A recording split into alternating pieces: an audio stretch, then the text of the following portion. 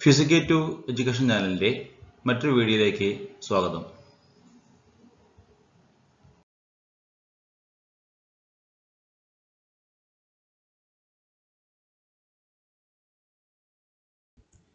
Dear students, current ഇലക്ട്രിസിറ്റിയുടെ മറ്റൊരു ക്ലാസ്സിലേക്ക് സ്വാഗതം.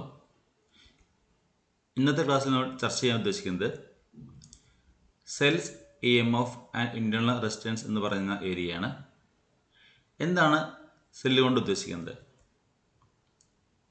ഇലക്ട്രിക് സെൽ എന്ന് പറഞ്ഞാൽ മുമ്പ് പറഞ്ഞിട്ടുണ്ടായിരുന്നു, ഒരു സർക്യൂട്ടിലൂടെ കറണ്ട് കടന്നു പോകണമെങ്കിൽ, അല്ലെങ്കിൽ ഒരു കണ്ടക്ടറിലൂടെ കറണ്ട് കടന്നു പോകണമെങ്കിൽ ആ കണ്ടക്ടറിന് അക്രോസ് ആയിട്ട് പൊട്ടൻഷ്യൽ ഡിഫറൻസ് വേണം.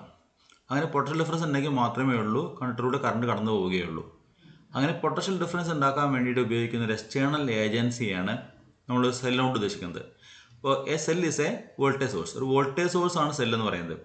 ഒരു സെല്ല് കണക്ട് ചെയ്താൽ മാത്രമേ ഉള്ളൂ, എക്സ്റ്റേണൽ വോൾട്ടേജ് സോഴ്സ് കണക്ട് ചെയ്താൽ മാത്രമേ ഉള്ളൂ ഒരു കണ്ടക്ടറിലൂടെ നമുക്ക് കറണ്ട് ഉണ്ടാക്കാൻ വേണ്ടി സാധിക്കുകയുള്ളൂ. So cell is a device which produces electric current in a circuit. Alexander വോൾട്ടയാണ് ഇലക്ട്രിക് സെല്ലുകൾ കണ്ടെത്തിയിട്ടുള്ളത്. അലക്സാണ്ടർ വോൾട്ടയെ കുറിച്ച് നമ്മൾ മുമ്പ് പറഞ്ഞിട്ടുണ്ട്. പൊട്ടൻഷ്യൽ എന്ന് പറഞ്ഞ ഏരിയയിൽ ആ ഒരു പാഠത്തിൽ നമ്മൾ അലക്സാണ്ടർ വോൾട്ടാനുള്ള സയൻറ്റിസ്റ്റിനെ കുറിച്ച് നമ്മൾ ഇൻട്രൊഡ്യൂസ് ചെയ്തിട്ടുണ്ട്. So A electric cell is a device which converts chemical energy into electric energy. It has two terminals which are made up of metal. One terminal is positive while other one is negative. Chemical എനർജിയെ electrical energy ആക്കി മാറ്റുകയാണ് cell ചെയ്യേണ്ടത്. ശ്രദ്ധിക്കേണ്ട കാര്യം, ഒരു സെല്ലിൽ chemical എനർജിയാണ് electrical energy ആയിട്ട് മാറുന്നത്. രണ്ട് ടെർമിനലുകളുണ്ട്, രണ്ട് ഇലക്ട്രോഡുകൾ ഉണ്ടായിരിക്കും. ഒന്ന് പോസിറ്റീവ് ഇലക്ട്രോഡും മറ്റത് നെഗറ്റീവ് ഇലക്ട്രോഡും. സാധാരണ പോസിറ്റീവ് ഇലക്ട്രോഡിന് ആനോഡെന്നും നെഗറ്റീവ് ഇലക്ട്രോഡിന് കാഥോഡെന്നാണ് പറയാറുള്ളത് ജനറലായിട്ട്. അപ്പോൾ പോസിറ്റീവ് ഇലക്ട്രോഡ് ഉണ്ട്, നെഗറ്റീവ് ഇലക്ട്രോഡ് ഉണ്ട്. Now, a cell refers to a single anode and cathode separated by electrolytes used to produce a voltage and current. A battery can be made up of one or more cells. A single double battery എന്ന് പറയുന്നത് നമ്മൾ ബാറ്ററിയുടെ ക്ലാസിഫിക്കേഷനാണ്. പല classification ഉണ്ട്. C type, D type, AA, AAA, PP3, അങ്ങനെ പല type ബാറ്ററികളുണ്ട്. നമ്മൾ സാധാരണ ഉപയോഗിക്കുന്ന ചെറിയ ബാറ്ററിയാണ്, ഇപ്പോൾ ക്ലോക്കിലൊക്കെ ഉപയോഗിക്കുന്ന രീതിയിലുള്ള ചെറിയ ബാറ്ററിയാണ് AA ടൈപ്പ് ബാറ്ററി എന്ന് പറയുന്നത്. റിമോട്ടിലൊക്കെ കുറച്ചും കൂടി ചെറിയ ബാറ്ററി ആയിരിക്കും ഉണ്ടാവുക. നമ്മളതിനെ AAA ബാറ്ററി എന്നൊക്കെ പറയും അല്ലേ. അപ്പോൾ അതുകൊണ്ടാണ് അപ്പോൾ AA ബാറ്ററി എന്ന് വെറുതെ പറഞ്ഞുള്ളൂ. A single AA battery for example is one cell. പക്ഷേ കാറിൻ്റെ ബാറ്ററി, കാറുകളിലൊക്കെ ഉപയോഗിക്കുന്ന, വാഹനങ്ങൾ ഉപയോഗിക്കുന്ന, അല്ലെങ്കിൽ വീട്ടിലെ ഇൻവെർട്ടറിന് വേണ്ടിയിട്ട് കണക്ട് ചെയ്യുന്ന വലിയ ബാറ്ററി, അത് ഒരുപാട് സെല്ലുകൾ ചേർന്നായിരിക്കും. അങ്ങനെ കുറേ സെല്ലുകൾ ചേരുമ്പോഴാണ് എന്തായി മാറുക, ഒരു ബാറ്ററി മാറുക. സിംഗിൾ യൂണിറ്റ് എന്ന് പറഞ്ഞാൽ സെല്ലാണ്. നമ്മൾ കോമൺ ആയിട്ട് എപ്പോഴും പറയാറുള്ളത് ഒരു സിംഗിൾ യൂണിറ്റ് പോലെ നമ്മൾ ബാറ്ററിയുടെ വാക്ക് ഉപയോഗിക്കാറുണ്ട്. അത് ശരിയല്ല. സിംഗിൾ യൂണിറ്റ് നമ്മൾ സെല്ലിനെ വിളിക്കാൻ പാടുള്ളൂ. 1.5 വോൾട്ടിൻ്റെ സിംഗിൾ യൂണിറ്റ് ആണെങ്കിൽ അത് സെല്ലാണ്. അതേസമയം രണ്ട് സെല്ലുകൾ ചേരുമ്പോൾ 3 വോൾട്ട് ആവുമെങ്കിൽ അതൊരു ബാറ്ററിയായി മാറി. അപ്പോൾ കാറിൻ്റെയൊക്കെ ബാറ്ററി പറയുമ്പോൾ അത് ഒരുപാട് സെല്ലുകൾ ഉണ്ടാവും. ഇപ്പോൾ ഒരു 6 സെല്ല് ഉണ്ടെങ്കിൽ നമുക്ക് 12 വോൾട്ട് ബാറ്ററി ആവും കാറിൻ്റെ. അപ്പോൾ അതാണ് അവിടെ ഉദ്ദേശിക്കുന്നത്. അത് ഒരുപാട് സെല്ലുകളാകുമ്പോൾ നമ്മളെന്ന് വിളിക്കും battery. A combination of cells is called a battery. Different type of സെൽസാണ് ഈ കാണുന്നത്. വലുപ്പത്തിനനുസരിച്ചാണ് ഇത് ക്രമീകരിച്ചിട്ടുള്ളത്. എല്ലാത്തിനും സെയിം വോൾട്ടേജ് ആണ്, ഒക്കെ ഒരേ വോൾട്ടാണ്. 1.5 വോൾട്ടാണ്, എല്ലാം 1.5 വോൾട്ടാണ്. ചിലത് ഈ അവസാനം കാണിച്ചിട്ടുള്ള ഈ സെല്ല് ചിലപ്പോൾ അത് 9 വോൾട്ടിൻ്റെ സെല്ലുകൾ ഉണ്ടാവാം, അങ്ങനത്തെ ചെറുതൊക്കെ ഉണ്ടാവാം. അപ്പോൾ അല്ലെങ്കിൽ 3 വോൾട്ട് ആവാം. അപ്പോൾ അത് ഡിഫറെൻ്റ് ആയിരിക്കും. പക്ഷേ ഇത് ആദ്യം കാണിച്ചൊക്കെ നമ്മൾ ചിലപ്പോൾ സെയിം വോൾട്ടേജിന് ആയിരിക്കും, 1.5 വോൾട്ടിൻ്റെ ആയിരിക്കും ഉണ്ടാവുക. കറണ്ട് സെയിം ആയിരിക്കും, പക്ഷേ സൈസിൽ മാത്രമാണ് വ്യത്യാസം ഉണ്ടാവുക. അപ്പോൾ ഇവിടെ ഇത് കാണാം 1.5 വോൾട്ട് എഴുതി കാണാം, ഇത് 1.5 വോൾട്ടാണ്. ഇതിനും ഇവിടെ ഇത് കാണാം 1.5 വോൾട്ടാണ്. അപ്പോൾ സൈസ് മാത്രമാണ് വ്യത്യാസം. പല ഉപകരണങ്ങളിൽ ഉപയോഗിക്കുന്ന സൈസിനാണ് വ്യത്യാസം. കൂടുതൽ ഡ്യൂറേഷൻ കിട്ടും. അപ്പോൾ അതുകൊണ്ടാണ് സൈസിലുള്ള മാറ്റം വരാൻ കാരണം. അപ്പോൾ ഇത് ഡി ടൈപ്പാണ്, ഇത് സി ടൈപ്പാണ്. ഇതാണ് നമ്മൾ സാധാരണ ഉപയോഗിക്കുന്ന AA ടൈപ്പ്. ഇത് കുറച്ചും കൂടി ചെറുതാണ്, AAA ടൈപ്പ്. വളരെ നൈസായ സെല്ലുണ്ട്, അതാണ് ഈ കാണുന്നത്. ഇത് 4A ആണ്. ഇത് മറ്റൊരു ടൈപ്പ് സെല്ലാണ്. PP3 എന്ന് പറയുന്ന മറ്റൊരു ടൈപ്പ് സെല്ലാണ്. ഇതൊക്കെയാണ് നമ്മൾ ഉപയോഗിക്കുന്ന സെല്ലുകൾ, സാധാരണ ഡെയിലി ലൈഫിൽ ഉപയോഗിക്കുന്ന സെല്ലുകൾ. ഇതാണ് ഇങ്ങനത്തെ സെല്ലുകളെ ചില പ്രത്യേക ആവശ്യങ്ങൾക്ക് വേണ്ടിയിട്ട് നമ്മൾ ഒരുമിച്ച് ക്രമീകരിക്കേണ്ട ബാറ്ററി ആയിട്ട് മാറും. ഇതൊരു കാർ ബാറ്ററിയാണ്. ഇതിൽ നിങ്ങൾക്കറിയാം ഒരുപാട് സെല്ലുകൾ ക്രമീകരിച്ചിട്ടാണ്. ഒരു 12 വോൾട്ടിൻ്റെ ഒരു ബാറ്ററി ആണെങ്കിൽ ഒരുപാട് സെല്ലുകൾ ഇതിനുള്ളിൽ ഉണ്ടാവും. അപ്പോൾ ആ സെല്ലുകൾ ക്രമീകരിച്ചുള്ള മൊത്തം സിസ്റ്റത്തെ വിളിക്കുന്ന പേരാണ് ബാറ്ററി എന്ന് പറയുന്നത്. അപ്പോൾ സിംഗിൾ യൂണിറ്റ് ആണെങ്കിൽ സെൽ എന്ന് വിളിക്കാം. ഒരുപാട് അത്തരത്തിലുള്ള സെല്ലുകൾ കണക്ട് ചെയ്താൽ നമുക്കിത് വിളിക്കാം ബാറ്ററി എന്ന് വിളിക്കാം. ഇനി നമുക്ക് ടൈപ്സ് ഓഫ് സെൽസ് നോക്കാം. ഏതെല്ലാമാണ് വ്യത്യസ്തമായ രീതിയിലുള്ള സെല്ലുകൾ എന്നുള്ളത്. ക്ലാസിഫൈ ചെയ്യുന്നത് നമ്മൾ സൈസിൻ്റെ അടിസ്ഥാനത്തിലാണ് നേരത്തെ പറഞ്ഞത്. അതല്ല, ഇനി നമുക്ക് അതിൻ്റെ ഒരു പ്രോപ്പർട്ടിയുടെ അടിസ്ഥാനത്തിൽ അല്ലെങ്കിൽ ഉപയോഗത്തിൻ്റെ അടിസ്ഥാനത്തിൽ നമുക്ക് രണ്ടെണ്ണമായിട്ട് ക്ലാസിഫൈ ചെയ്യാൻ പറ്റും. ഒന്ന് പ്രൈമറി സെൽസും മറ്റത് സെക്കൻഡറി സെൽസും. സെല്ലുകൾ ചേർക്കുമ്പോൾ ബാറ്ററി ആയി മാറും. അപ്പോൾ വേണമെങ്കിൽ നമുക്ക് പ്രൈമറി ബാറ്ററി അതുപോലെ സെക്കൻഡറി ബാറ്ററി എന്നുള്ള വാക്ക് വേണമെങ്കിൽ ഉപയോഗിക്കാം. അപ്പോൾ പ്രൈമറി സെല്ല് എന്ന് പറയുന്നത് ഇപ്പോൾ ഡ്രൈ സെല്ല് എന്ന് പറഞ്ഞാൽ സാധാരണ നമ്മൾ ടോർച്ചിൽ ഉപയോഗിക്കുന്ന അല്ലെങ്കിൽ ക്ലോക്കിൽ ഉപയോഗിക്കുന്ന രീതിയിലുള്ളൊക്കെയാണ് ഡ്രൈ സെൽ എന്ന് പറയുന്നത്. അപ്പോൾ അത് സാധാരണ ഇത് പ്രൈമറി സെല്ലുകളാണ്. ഉപയോഗം കഴിഞ്ഞാൽ നമ്മളത് ഉപേക്ഷിക്കുകയാണ് ചെയ്യുക. ഉപയോഗം കഴിഞ്ഞാൽ ഉപേക്ഷിക്കുന്നു. അത് നമുക്ക് റീചാർജ് ചെയ്യാൻ വേണ്ടി സാധിക്കില്ല. അപ്പോൾ റീചാർജ് ചെയ്യാൻ പറ്റാത്ത ചാർജുകൾ തീർന്നു പോകുന്ന ഉപയോഗശേഷം ഡിസ്കാർഡ് ചെയ്യുന്ന ടൈപ്പായ അതായത് ഉപയോഗശൂന്യമായി മാറുന്ന സെല്ലുകളാണ് എന്ത് വിളിക്കുന്നത് നമ്മൾ പ്രൈമറി സെല്ലുകൾ എന്ന് വിളിക്കുന്നത്. സെക്കൻഡറി സെല്ലുകൾ അങ്ങനെയല്ല. സെക്കൻഡറി സെല്ലുകൾ റീചാർജബിൾ ആണ്. അതിൽ ചാർജ് തീർന്നു കഴിഞ്ഞാൽ നമുക്ക് വീണ്ടും റീചാർജ് ചെയ്യാൻ പറ്റും. അത് റീയൂസബിൾ ആണ്. So that type cells are called secondary cells അല്ലെങ്കിൽ സെക്കൻഡറി ബാറ്ററി. എക്സാമ്പിൾ ഉള്ളത് nickel cadmium battery, lead acid battery. Lead acid battery എന്ന് പറയുന്നതാണ് നേരത്തെ നമ്മൾ കണ്ട കാറിൻ്റെ ബാറ്ററി എന്ന് പറയുന്നത്. അപ്പോൾ കാറിലൊക്കെ വരുന്ന സാധാരണ ടൈപ്പ് ബാറ്ററികളൊക്കെ ലെഡ് ആസിഡ് ടൈപ്പ് ബാറ്ററികളാണ്. നമ്മൾ പിന്നീട് മൊബൈലിൻ്റെ ബാറ്ററി നമുക്കറിയാം, മൊബൈലിൽ ഉപയോഗിക്കുന്ന സ്റ്റോറേജ് സെല്ല്. അപ്പോൾ അതൊക്കെ റീചാർജബിൾ ആണ്. അപ്പോൾ റീചാർജ് ചെയ്യാൻ പറ്റുന്നതാണ് സെക്കൻഡറി സെൽസ് അല്ലെങ്കിൽ സെക്കൻഡറി ബാറ്ററി. റീചാർജ് ചെയ്യാൻ പറ്റാത്തതാണ് പ്രൈമറി സെൽസ് അല്ലെങ്കിൽ നമ്മൾ പ്രൈമറി ബാറ്ററി എന്ന് വിളിക്കുന്നത്. എക്സാമ്പിൾസ് ഓർത്ത് വയ്ക്കുക. ഡ്രൈ സെല്ല് പ്രൈമറി ആണ്, അതേസമയം നിക്കൽ കാഡ്മിയം ബാറ്ററി സെക്കൻഡറി ആണ്. Now electromotive force. നമ്മൾ സെല്ലുകളെ കുറിച്ച് പറഞ്ഞു കഴിഞ്ഞു. എന്താണ് ഇലക്ട്രോമോട്ടീവ് ഫോഴ്സ്? ഇലക്ട്രോമോട്ടീവ് ഫോഴ്സ് എന്നുള്ള വാക്ക് തന്നെ മനസ്സിലാവും. ഇലക്ട്രോണുകളെ മോട്ടിവേറ്റ് ചെയ്യപ്പെടുന്ന ഫോഴ്സ്, ഇലക്ട്രോണുകൾ മോട്ടിവേറ്റ് ചെയ്യുന്ന ഫോഴ്സ്. എന്തിനാണ് ഇലക്ട്രോൺ മോട്ടിവേറ്റ് ചെയ്യുന്നത്? ഒരു സർക്യൂട്ടിലൂടെ ഒരേ ഡയറക്ഷനിൽ കടന്നു പോകുന്നതിന് വേണ്ടി ഇലക്ട്രോണുകൾ മോട്ടിവേറ്റ് ചെയ്യുക. നമുക്കറിയാം ഒരു കണ്ടക്ടറിൽ ഇലക്ട്രോണുകൾ റാൻഡം ആയിട്ടായിരിക്കും മൂവ് ചെയ്യുന്നുണ്ടാവുക. റാൻഡം ആയിട്ട് മൂവ് ചെയ്യുന്ന സാഹചര്യത്തിൽ നെറ്റ് വെലോസിറ്റി 0 ആവുന്നതുകൊണ്ട് കണ്ടക്ടറിൽ കറണ്ട് ഉണ്ടാവില്ല. അപ്പോൾ അങ്ങനെ കണ്ടക്ടറിൽ കറണ്ട് ഉണ്ടാവാൻ വേണ്ടി നമ്മൾ എന്ത് ചെയ്യുന്നു? കണ്ടക്ടറിന് അക്രോസ് ആയിട്ട് ഒരു പൊട്ടൻഷ്യൽ ഡിഫറൻസ് കൊടുക്കുന്നു. അങ്ങനെ പൊട്ടൻഷ്യൽ ഡിഫറൻസ് കൊടുക്കുന്ന ആ യൂണിറ്റിനെയാണ്, ആ ഏജൻസിയാണ് നമ്മൾ സെല്ല് എന്ന് വിളിച്ചത്. അപ്പോൾ സെല്ല് ഉപയോഗിച്ചിട്ട് കണ്ടക്ടറിൽ നമ്മൾ പൊട്ടൻഷ്യൽ ഡിഫറൻസ് കൊടുക്കുകയും അതിൻ്റെ ഭാഗമായിട്ട് ഇലക്ട്രോണുകൾ പർട്ടിക്കുലർ ഡയറക്ഷനിലേക്ക് മൂവ് ചെയ്യുകയും ചെയ്തു. അപ്പോൾ ആക്ച്വലി എന്താ സെല്ല് ചെയ്തത്? സെല്ല് ഇലക്ട്രോണുകളെ പർട്ടിക്കുലർ ഡയറക്ഷനിലേക്ക് എന്ത് ചെയ്തു? ഓറിയൻറ്റ് ചെയ്തു. സെല്ല് അപ്പോൾ ഇലക്ട്രോണുകളെ പർട്ടിക്കുലർ ഡയറക്ഷനിലേക്ക് മൂവ് ചെയ്യാൻ പ്രേരിപ്പിക്കുകയാണെങ്കിൽ അതിനു വേണ്ടി സെല്ല് ചെയ്യുന്ന വർക്കിനെയാണ് നമ്മൾ ഇലക്ട്രോമോട്ടീവ് ഫോഴ്സ് എന്ന് വിളിക്കുന്നത്. പേരിൽ ഫോഴ്സ് ആണ് വരുന്നതും കൂടി it is not a force, it is a work. അപ്പോൾ സെല്ല് ഇലക്ട്രോണുകളെ പർട്ടിക്കുലർ ഡയറക്ഷനിലേക്ക് ഓറിയൻറ്റ് ചെയ്യുകയും അതിൻ്റെ ഭാഗമായിട്ട് സർക്യൂട്ട് കറണ്ട് ഉണ്ടാവുകയും ചെയ്യുകയാണെങ്കിൽ അങ്ങനെ ഇലക്ട്രോണുകളെ റെസിസ്റ്റൻസിന് എതിരായിട്ട് മൂവ് ചെയ്യാൻ പ്രേരിപ്പിക്കുകയും അതിൻ്റെ ഭാഗമായിട്ട് കറണ്ട് മെയിൻറ്റെയിൻ ചെയ്യാൻ സെല്ല് ചെയ്യുന്ന വർക്കിനെയാണ് നമ്മൾ ഇലക്ട്രോമോട്ടീവ് ഫോഴ്സ് എന്ന് വിളിക്കുന്നത്. So electromotive force is the work done by the external source in order to make a current in a circuit. സർക്യൂട്ടിൽ ഒരു കറണ്ട് ഉണ്ടാവാൻ വേണ്ടിയിട്ട് എക്സ്റ്റേണൽ വോൾട്ടേജ് സോഴ്സ് എത്രത്തോളം വർക്ക് ചെയ്യുന്നു അതിനെയാണ് നമ്മൾ എന്ത് വിളിക്കുന്നത്? ഇലക്ട്രോമോട്ടീവ് ഫോഴ്സ് എന്ന് വിളിക്കുന്നത്. പേരിൽ ഫോഴ്സ് വരുമെങ്കിൽ കൂടി as it is the work done. നമുക്ക് മറ്റൊരു രീതിയിൽ ഇങ്ങനെ വേണമെങ്കിൽ പറയാം. EMF, ഇലക്ട്രോമോട്ടീവ് ഫോഴ്സ് ആണ് EMF ആണ്. EMF അതിൻ്റെ സിമ്പിൾ F0 ആണ് കൊടുക്കാറുള്ളത്. എന്ന് കൊടുക്കുമ്പോൾ എനർജിന്നോ അല്ലെങ്കിൽ ഇൻറ്റൻസിറ്റി ഇലക്ട്രിക് ഫീൽഡിൽ തെറ്റിദ്ധരിക്കേണ്ട വെച്ചാൽ F0 കൊടുത്ത്. EMF is the amount of energy provided by the battery to each coulomb of charge passing through. ഓരോ കുളം ചാർജ് സർക്യൂട്ടിലൂടെ കടന്നു പോകുന്നതിന് വേണ്ടിയിട്ടും സെല്ല് ചെയ്യുന്ന വർക്ക്, അതായത് സെല്ല് പ്രൊവൈഡ് ചെയ്യുന്ന energy, that is known as electromotive force. മറ്റൊരു രീതി പറയുകയാണെങ്കിൽ, വേറെ ആശയം പറയുകയാണെങ്കിൽ, the EMF of a cell is equal to the potential difference between its two terminals when no current is drawn from it. അപ്പോൾ ഒരു സെല്ലിൽ നിന്ന് നമ്മൾ കറണ്ട് എടുക്കുന്നില്ലെങ്കിൽ, സർക്യൂട്ടിൽ കറണ്ട് കടന്നു പോകുന്നില്ലെങ്കിൽ ആ സെല്ലിന് അക്രോസ് ആയിട്ടുള്ള പൊട്ടൻഷ്യൽ ഡിഫറൻസിനെയാണ് എന്ന് വിളിക്കുന്നത് നമ്മൾ EMF എന്ന് വിളിക്കുക. അപ്പോൾ ഈ രണ്ടാമത്തെ ഡെഫിനിഷൻ്റെ പ്രസക്തി എന്താണെന്നുള്ളത് നമ്മൾ ഈ ക്ലാസ് തുറന്ന് കേൾക്കുമ്പോൾ നിങ്ങൾക്ക് മനസ്സിലാവും.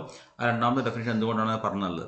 അപ്പോൾ ആക്ച്വലി EMF എന്ന് പറഞ്ഞാൽ സർക്യൂട്ടിൽ കറണ്ട് മെയിൻറ്റെയിൻ ചെയ്യാൻ വേണ്ടി സെല്ല് എത്രത്തോളം എനർജിയാണോ ചിലവഴിക്കുന്നത്, അതായത് സെല്ല് എത്രത്തോളം വർക്കാണോ ചെയ്യുന്നത്, that amount of work is known as electromotive force.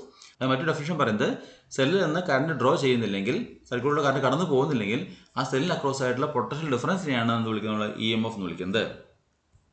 Now internal resistance, സെല്ലിൻ്റെ ഇൻറ്റേർണൽ റെസിസ്റ്റൻസ്. 3 കാര്യമാണ് നമുക്ക് പറയേണ്ടത്. എന്താണ് സെല്ല് എന്ന് പറയണം, പിന്നീട് എന്താണ് EMF എന്ന് പറയണം, മൂന്നാമത്തെ ഇൻറ്റേർണൽ റെസിസ്റ്റൻസ് എന്നാണ് പറയണം. അപ്പോൾ സെല്ലിൻ്റെ ഇൻറ്റേർണൽ റെസിസ്റ്റൻസ്, ഇൻറ്റേർണൽ റെസിസ്റ്റൻസ് വാക്കുന്ന തന്നെ നമുക്ക് മനസ്സിലാക്കാൻ പറ്റും. സെല്ലിനകത്ത് വരുന്ന റെസിസ്റ്റൻസ് ആണ് ഇൻറ്റേർണൽ റെസിസ്റ്റൻസ്. നമുക്കറിയാം ഏതൊരു മെറ്റീരിയലിനും ഏതൊരു കണ്ടക്റ്റിംഗ് മീഡിയ ആണെങ്കിലും അതിന് റെസിസ്റ്റൻസ് ഉണ്ടായിരിക്കും. സെല്ല് നിർമ്മിക്കപ്പെട്ടത് ഇലക്ട്രോഡ് കൊണ്ടും ഇലക്ട്രോലൈറ്റ് കൊണ്ടുമാണ്. അപ്പോൾ ഈ ഇലക്ട്രോഡുകൾക്കും ഇലക്ട്രോലൈറ്റിനും ഒക്കെ ഒരു റെസിസ്റ്റൻസ് ഉണ്ടായിരിക്കും. ആ റെസിസ്റ്റൻസ് സെല്ലിൻ്റെ ഉള്ളിൽ വരുന്ന റെസിസ്റ്റൻസ് ആണ്. സെല്ലിന് സർക്യൂട്ടിൽ കണക്ട് ചെയ്ത് കഴിഞ്ഞാൽ സെല്ലിന് പുറത്തുള്ളതാണ് എക്സ്റ്റേണൽ റെസിസ്റ്റൻസ്. സെല്ലിൻ്റെ ഉള്ളിൽ തന്നെ ഉള്ള റെസിസ്റ്റൻസ് ആണെന്ത് സെല്ലിൻ്റെ ഇൻറ്റേർണൽ റെസിസ്റ്റൻസ് കൊണ്ട് ഉദ്ദേശിക്കുന്നത്. ഇലക്ട്രോലൈറ്റും ഇലക്ട്രോഡുകളും കോൺട്രിബ്യൂട്ട് ചെയ്യുന്ന റെസിസ്റ്റൻസ് ആണ് ഇൻറ്റേർണൽ റെസിസ്റ്റൻസ് കൊണ്ട് ഉദ്ദേശിക്കുന്നത്. Internal resistance of a cell is defined as the resistance offered by the cell when electric current flows through it. സെല്ലിനുള്ളിലൂടെ തന്നെ കറണ്ട് കടന്നു പോകുമ്പോൾ. അപ്പോൾ സെല്ല് സർക്യൂട്ട് കണ്ടു കഴിഞ്ഞാൽ സർക്യൂട്ട് കംപ്ലീറ്റ് ആവണം എന്ത് ചെയ്യേണ്ടി വരും, ചിലപ്പം സെല്ലിനുള്ളിലൂടെ കറണ്ട് കടന്നു പോകേണ്ടി വരും. അപ്പോൾ സെല്ലിൽ നിന്ന് കറണ്ട് എടുക്കുമ്പോൾ ആ കറണ്ടിനെ സെല്ല് തന്നെ എത്രത്തോളമാണോ ഓപ്പോസ് ചെയ്യണത്, that is known as internal resistance of cell. സെല്ലിനുള്ളിൽ ഉണ്ടാകുന്ന റെസിസ്റ്റൻസിനെയാണ് നമ്മൾ ഇൻറ്റേർണൽ റെസിസ്റ്റൻസ് എന്ന് വിളിക്കുന്നത്. ഇനി ഇൻറ്റേർണൽ റെസിസ്റ്റൻസ് ഏതെല്ലാം ഘടകങ്ങളിലാണ് ഡിപ്പെൻഡ് ചെയ്യുന്നത് നോക്കാം. ഒരു സെല്ലിനെ സംബന്ധിച്ചോളം ഇൻറ്റേർണൽ റെസിസ്റ്റൻസ് ഡിപ്പെൻഡ് ചെയ്യുന്ന 4 ഫാക്ടേഴ്സിനെയാണ്. ഒന്നാമത്തെ factor distance between the electrode of cell. സെല്ലിന് ഇലക്ട്രോഡുകൾ തമ്മിലുള്ള അകലം. സെല്ലിൻ്റെ പോസിറ്റീവ് ഇലക്ട്രോഡ് നെഗറ്റീവ് ഇലക്ട്രോഡ് ഉണ്ടെന്ന് പറഞ്ഞു അല്ലേ. ഓപ്പോസിറ്റ് ടെർമിനൽ നെഗറ്റീവ് ടെർമിനൽ എന്ന് പറഞ്ഞു. അപ്പോൾ ഒരു പോസിറ്റീവ് ഇലക്ട്രോഡ് നെഗറ്റീവ് ഇലക്ട്രോഡ് ഉണ്ടാവാം. ഈ പോസിറ്റീവ് ഇലക്ട്രോഡ് നെഗറ്റീവ് ഇലക്ട്രോഡ് തമ്മിലുള്ള അകലത്തെ ഡിപ്പെൻഡ് ചെയ്യുന്നു. രണ്ടാമത് nature of the electrolyte used. ഏത് ഇലക്ട്രോലൈറ്റ് ആണോ സെല്ലിനകത്ത് ഉപയോഗിക്കുന്നത് അതിനെ ഡിപ്പെൻഡ് ചെയ്യുന്നു. മൂന്നാമത് nature of electrodes of the cell. സെല്ലിൻ്റെ ഇലക്ട്രോഡുകൾ ഉണ്ടാക്കാൻ വേണ്ടി ഏത് മെറ്റീരിയലാണോ ഉപയോഗിച്ചത് അതിനെ ഡിപ്പെൻഡ് ചെയ്യുന്നു. നാലാമത് area of the plates immersed in electrolyte. ഇലക്ട്രോഡുകൾ ഒരു പ്ലേറ്റ് ആയിട്ടാണ് ഉപയോഗിക്കുന്നുണ്ടെങ്കിൽ അല്ലെങ്കിൽ ഇലക്ട്രോഡുകളുടെ സർഫസ് ഏരിയയെ ഡിപ്പെൻഡ് ചെയ്യുന്നു. അപ്പോൾ 4 ഫാക്ടേഴ്സ് ആണുള്ളത്. ഒന്ന് ഇലക്ട്രോഡുകൾ തമ്മിലുള്ള അകലം, മറ്റൊന്ന് ഇലക്ട്രോലൈറ്റിൻ്റെ ക്യാരക്ടർ, ഏത് ഇലക്ട്രോലൈറ്റാണ് യൂസ് ചെയ്യുന്നത്, മൂന്നാമത്തത് ഇലക്ട്രോഡ് ഏതാണ് അനുസരിച്ചിരിക്കും, നാലാമത്തത് ഇലക്ട്രോഡിൻ്റെ ഏരിയ. ഈ 4 ഫാക്ടറിനെയാണ് internal resistance of a cell depend ചെയ്യുന്നത്. Now internal resistance of a new cell is approximately 0 and its value increases on usage. പുതിയൊരു സെല്ല് നമ്മൾ എടുക്കുകയാണെങ്കിൽ, ഫ്രഷ് സെല്ലാണെങ്കിൽ സ്വാഭാവികമായിട്ടും ഇൻറ്റേർണൽ റെസിസ്റ്റൻസ് മിനിമം ആയിരിക്കും. നമുക്ക് വേണമെങ്കിൽ അപ്രോക്സിമേറ്റ്ലി 0 എന്ന് വിളിക്കാം. മിനിമം കൊണ്ട് ഉദ്ദേശിക്കുന്നത് 10 to 0 എന്നുള്ളതാണ്. 0 ഒരിക്കലും ആവില്ല, നമുക്കറിയാം ഏത് മെറ്റീരിയൽ അല്പമെങ്കിലും റെസിസ്റ്റൻസ് ഉണ്ടാവും. അപ്പോൾ വേണമെന്ന് വിളിക്കാം അപ്രോക്സിമേറ്റ്ലി 0 ആണ്. പക്ഷെ അത് ഉപയോഗിക്കുന്നവർ എന്ത് ചെയ്യും, അതിൻ്റെ റെസിസ്റ്റൻസ് ഇങ്ങനെ കൂടിക്കൂടി വരും. അപ്പോൾ ഒരു സെല്ല് ഉപയോഗിക്കുന്നവർ റെസിസ്റ്റൻസ് കൂടിക്കൂടി വരികയും അവസാനം അതിലൂടെ കറണ്ട് കടന്നു പോകാതാവുകയും ചെയ്യുമ്പോഴാണ് നമ്മൾ പറയാറുള്ളത് ആ സെല്ല് ഉപയോഗശൂന്യമായി. ഇപ്പോൾ പ്രൈമറി സെല്ലാണെന്നുണ്ടെങ്കിൽ നമ്മൾ എന്ത് ചെയ്യും, അത് ഡിസ്കാർഡ് ചെയ്യും, അത് ഉപേക്ഷിക്കും. സെക്കൻഡറി സെല്ലാണെങ്കിൽ നമ്മൾ എന്ത് ചെയ്യും, അതിനെ റീചാർജ് ചെയ്യും. സോ ഒരു സെല്ലിൽ നിന്ന് നമുക്ക് ചാർജ് കിട്ടാത്ത സാഹചര്യം വരുമ്പോൾ, സെല്ലിൽ നിന്ന് കറണ്ട് ഉണ്ടാവാത്ത സാഹചര്യം വരുമ്പോൾ നമ്മൾ എന്ത് പറയും, ആ സെല്ല് ഉപയോഗശൂന്യമായി എന്ന് പറയും. അപ്പോൾ ആ സമയത്ത് അതിൻ്റെ ഇൻറ്റേർണൽ റെസിസ്റ്റൻസ് കൂടുതലായിരിക്കും. Now terminal voltage of cell. എന്താണ് ടെർമിനൽ വോൾട്ടേജ്? ആക്ച്വലി 2 ടെർമിനലുകൾക്കിടയ്ക്കുള്ള വോൾട്ടേജാണ് ടെർമിനൽ വോൾട്ടേജ്. അപ്പോൾ 2 ടെർമിനൽ എന്ന് പറയുമ്പോൾ 2 പോയിന്റ് ആണല്ലോ. അപ്പോൾ 2 പോയിന്റുകൾക്കിടയ്ക്കുള്ള വോൾട്ടേജ് എന്തിനാണ്? ടെർമിനൽ വോൾട്ടേജ് തന്നെയാണ്. 2 പോയിന്റുകൾക്കിടയ്ക്കുള്ള വോൾട്ടേജിന് നമ്മൾ പൊട്ടൻഷ്യൽ ഡിഫറൻസ് വിളിച്ചിട്ടുണ്ടാവും അല്ലേ. So terminal voltage is nothing but potential difference across the cell. അപ്പോൾ ഒരു സെല്ലിൻ്റെ ടെർമിനൽ വോൾട്ടേജ് എന്ന് പറയുന്നത് ആ സെല്ലിന് അക്രോസ് ആയിട്ടുള്ള പൊട്ടൻഷ്യൽ ഡിഫറൻസ് ആണ്. അതുകൊണ്ടാണ് വി എന്ന് പറഞ്ഞ ലെറ്റർ തന്നെ കൊടുത്തത്. നോ ഡെഫിനിഷൻ നോക്കിക്കൂ. It is the potential difference between the terminals of the cell in a close circuit, that is when current is taken from it. ഒരു ക്ലോസ് സർക്യൂട്ടിലാവുമ്പോൾ, സർക്യൂട്ടിലൂടെ കറണ്ട് കടന്നു പോകുമ്പോൾ ആ സെല്ല് എവിടെയെങ്കിലും കണക്ട് ചെയ്തിട്ടുണ്ടെങ്കിൽ ആ കണക്ട് ചെയ്ത സാഹചര്യത്തിൽ സെല്ല് ഉപയോഗിക്കുന്നതാണോ, സെല്ല് ഫ്രഷ് ആയിട്ട് ഇവിടെ തന്നെ ഷോക്കേസ് ചെയ്തിരിക്കുന്ന സാഹചര്യത്തിലല്ല പറയുന്നത്. ആ സെല്ല് നമ്മളൊരു സർക്യൂട്ടിൽ കണക്ട് ചെയ്ത സാഹചര്യത്തിൽ ആ സെല്ലിൽ നിന്ന് കറണ്ട് ഉപയോഗിക്കുന്നുണ്ടെങ്കിൽ ആ സെല്ലിന് അക്രോസ് ആയിട്ടുള്ള പൊട്ടൻഷ്യൽ ഡിഫറൻസിനെയാണ് നമ്മൾ ടെർമിനൽ വോൾട്ടേജ് ഓഫ് സെൽ എന്ന് വിളിക്കുന്നത്. കറണ്ട് എടുക്കുന്നില്ലെങ്കിൽ, സെല്ലിൽ നിന്ന് കറണ്ട് എടുക്കുന്നില്ലെങ്കിൽ ആ ഒരു പൊട്ടൻഷ്യൽ ഡിഫറൻസ് നമ്മൾ വിളിച്ച പേര് EMF എന്നായിരുന്നു. ഒരു സെല്ലിൻ്റെ പോസിറ്റീവ് ഇലക്ട്രോഡും നെഗറ്റീവ് ഇലക്ട്രോഡും തമ്മിലുള്ള പൊട്ടൻഷ്യൽ ഡിഫറൻസിന് 2 പേരുകൾ വരുന്നുണ്ട്. സെല്ലിൽ നിന്ന് കറണ്ട് എടുക്കാത്ത സാഹചര്യത്തിൽ സെല്ലിൻ്റെ പോസിറ്റീവ് ഇലക്ട്രോഡും നെഗറ്റീവ് ഇലക്ട്രോഡും തമ്മിലുള്ള പൊട്ടൻഷ്യൽ ഡിഫറൻസ് നമ്മൾ EMF എന്ന് വിളിക്കുന്നു. സെല്ലിൽ നിന്ന് കറണ്ട് എടുക്കുന്ന സാഹചര്യത്തിൽ സെല്ലിൻ്റെ പോസിറ്റീവ് ഇലക്ട്രോഡും നെഗറ്റീവ് ഇലക്ട്രോഡും തമ്മിലുള്ള പൊട്ടൻഷ്യൽ ഡിഫറൻസ് നമ്മൾ ടെർമിനൽ വോൾട്ടേജ് എന്ന് വിളിക്കുന്നു. So EMF is the potential difference across the terminals of a cell when no current is taken from it, and terminal voltage is the potential difference across the electrodes of the cell when current is taken from it. അപ്പോൾ current എടുക്കുമ്പോൾ ഉണ്ടാകുന്ന potential ഡിഫറൻസിനെ terminal voltage എന്നും current എടുക്കാത്തപ്പോൾ ഉണ്ടാകുന്ന potential ഡിഫറൻസിനെ EMF എന്നും നമ്മൾ വിളിക്കുന്നു. അത് കാര്യം പ്രത്യേകം ഓർത്തിരിക്കേണ്ടതായിട്ടുണ്ട്. Terminal voltage of cell is always less than EMF of the cell due to potential drop due to the internal resistance. അപ്പോൾ EMFനേക്കാളും അല്പം കുറവായിരിക്കും ടെർമിനൽ വോൾട്ടേജ്. കാരണം എന്താണ്? നമ്മൾ പറഞ്ഞു സെല്ലിൽ നിന്ന് കറണ്ട് എടുക്കാത്ത സാഹചര്യത്തിലുള്ള പൊട്ടൻഷ്യൽ ഡിഫറൻസിനെയാണ് നമ്മൾ EMF എന്ന് വിളിക്കുക. സെല്ലിൽ നിന്ന് കറണ്ട് എടുക്കുന്നില്ല. സെല്ലിൽ നിന്ന് കറണ്ട് എടുക്കുമ്പോൾ എന്ത് ചെയ്യും? സെല്ലിൽ നിന്ന് കറണ്ട് എടുക്കുമ്പോൾ സെല്ലിനുള്ളിലൂടെ കറണ്ട് കടന്നു പോകുന്നതിൻ്റെ ഭാഗമായിട്ട് സെല്ലിനകത്ത് ചെറിയ വോൾട്ടേജ് പ്രൊഡ്യൂസ് ചെയ്യും. എന്നുള്ള കാരണം നമുക്കറിയാം വോൾട്ടേജ് V=IR ആണ്. V=IR ആയതുകൊണ്ട് തന്നെ സെല്ലിനുള്ളിലൂടെ കറണ്ട് കടന്നു പോകുമ്പോൾ സെല്ലിനുള്ളിൽ ചെറിയൊരു റെസിസ്റ്റൻസ് ഉണ്ടെങ്കിൽ സെല്ലിനുള്ളിൽ ചെറിയ വോൾട്ടേജ് ഉണ്ടാവും. എവിടേക്ക് റെസിസ്റ്റൻസ് ഉണ്ടോ ആ റെസിസ്റ്റൻസിലൂടെ കറണ്ട് കടന്നു പോകുമ്പോൾ അവിടെ വോൾട്ടേജ് ഉണ്ടാവും. അപ്പോൾ സെല്ലിനുള്ളിൽ റെസിസ്റ്റൻസ് ഉണ്ടെങ്കിൽ സെല്ലിനുള്ളിലൂടെ കറണ്ട് കടന്നു പോകുമ്പോൾ സെല്ലിനുള്ളിൽ ഒരു വോൾട്ടേജ് ഉണ്ടാവും. V=IR എന്നാണ് വോൾട്ടേജ്. അത് സെല്ലിനകത്ത് തന്നെ ഡെവലപ്പ് ചെയ്യണതാണ്. അത് നമുക്ക് സെല്ലിന് പുറത്തേക്ക് കിട്ടില്ല, നമുക്ക് യൂസ്ഫുൾ ആവില്ല. ഇത് സെല്ലിന് പുറത്തേക്ക് കിട്ടുന്നത് മാത്രമേ നമുക്ക് സർക്യൂട്ടിൽ അപ്ലൈ ചെയ്യാൻ വേണ്ടി സാധിക്കുള്ളൂ. സോ സെല്ലിന് കറണ്ട് എടുത്തിട്ടില്ലെങ്കിൽ സെല്ലിൻ്റെ പോസിറ്റീവ് ഇലക്ട്രോഡ് നെഗറ്റീവ് ഇലക്ട്രോഡ് നമ്മൾ പൊട്ടൻഷ്യൽ ഡിഫറൻസ് EMF ആണ്. സെല്ലിൽ നിന്ന് കറണ്ട് എടുക്കുമ്പോൾ എന്ത് ചെയ്യും? സെല്ലിന് കറണ്ട് എടുക്കുമ്പോൾ സെല്ലിനകത്തൂടെ കറണ്ട് കടന്നു പോകുന്നത് കൊണ്ട് സെല്ലിനുള്ളിൽ ചെറിയൊരു വോൾട്ടേജ് ഡ്രോപ്പ് ഉണ്ടാവും ഡ്യൂ ടു ഇൻറ്റേർണൽ റെസിസ്റ്റൻസ്. അപ്പോൾ അളക്കുന്നത് നമ്മൾ എന്താണ്? ടെർമിനൽ വോൾട്ടേജാണ്. അതുകൊണ്ട് തന്നെ ടെർമിനൽ വോൾട്ടേജ് എപ്പോഴും എന്തിനേക്കാളും കുറവായിരിക്കും, EMF-നേക്കാളും കുറവായിരിക്കും. ആ ഒരു ഡിഫറൻസ് എവിടെ പോയി? ആ ഒരു ഡിഫറൻസ് EMF കൂടുതലും ടെർമിനൽ വോൾട്ടേജ് കുറവാണ്. ടെർമിനൽ വോൾട്ടേജ് കുറവുള്ള കാരണം എന്താണ്? അല്പം വോൾട്ടേജ് സെല്ലിനകത്ത് നഷ്ടപ്പെട്ടു പോയി. ആ സെല്ലിനകത്ത് നഷ്ടപ്പെട്ടു പോയ യൂസ്ഫുൾ അല്ലാത്ത that amount of voltage is called, that amount of potential difference is known as lost volt. So the potential drop is called lost volt which is developed inside the cell. അപ്പോൾ സെല്ലിനുള്ളിൽ develop ചെയ്യുന്ന potential ഡ്രോപ്പിനെയാണ് എന്ന് വിളിക്കുന്നത് lost volt വിളിക്കുക. Which means terminal voltage plus lost volt എന്ന് ഈക്വലായിരിക്കും, EMF ഈക്വലായിരിക്കും. സെല്ലിൽ നിന്ന് current എടുത്തിട്ടില്ലെങ്കിൽ ഉണ്ടാകുന്ന potential difference EMF-ഉം സെല്ലിൽ നിന്ന് കറണ്ട് എടുത്താൽ ഉണ്ടാകുന്ന പൊട്ടൻഷ്യൽ ഡിഫറൻസ് ടെർമിനൽ വോൾട്ടേജുമാണ്. അപ്പോൾ ടെർമിനൽ വോൾട്ടേജ് എപ്പോഴും EMF-നാണെങ്കിൽ കുറവായിരിക്കും, കാരണം സെല്ലിനുള്ളിൽ അല്പം വോൾട്ടേജ് നഷ്ടപ്പെട്ടു പോകുന്നു. സെല്ലിനുള്ളിൽ അല്പം വോൾട്ടേജ് നഷ്ടപ്പെട്ടു പോകുകയാണെങ്കിൽ that is known as lost volt. Then terminal voltage plus lost volt എന്ന് ഈക്വലായിരിക്കും, EMF-ന് ഈക്വലായിരിക്കും. നമുക്കൊരു ചിത്രത്തിലൂടെ അത് കാര്യം നിരീക്ഷിക്കാം. ഈ സർക്യൂട്ടിൽ നോക്കി നോക്കൂ.